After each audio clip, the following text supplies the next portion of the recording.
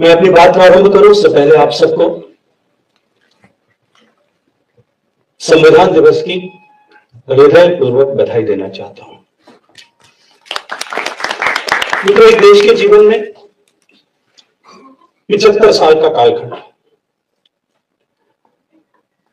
संविधान को अंगीकार करने के बाद का 75 साल का कालखंड, यदि किसी व्यक्ति के जीवन में 75 साल को देखा जाए तो मुझे लगता है कि बहुत लंबा समय होता है। हमारी जो भारतीय मनीषा ने जिस तरह की व्यवस्था हमारे लिए जीवन पद्धति की थी, 75 साल का कालखंड पूरा होने पर वो अपने 3 आयाम पूरे कर और संन्यास आश्रम की तरफ प्रस्थान करने के लिए उद्धृत हो, ऐसी विचार किया गया था, ऐसी कल्पना की गई थी। 75 साल का कालखंड एक देश के लिए वो शायद महत्वपूर्ण होगा, लेकिन उतना प्रासंगिक नहीं हो सकता। एक ऐसे देश के लिए, एक ऐसी सभ्यता के लिए, एक ऐसी संस्कृति के लिए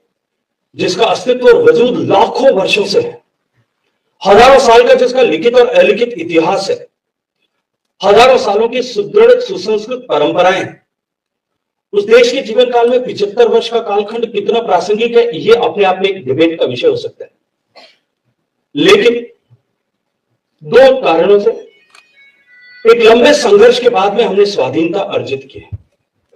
लाखों बलिदानों के बाद में।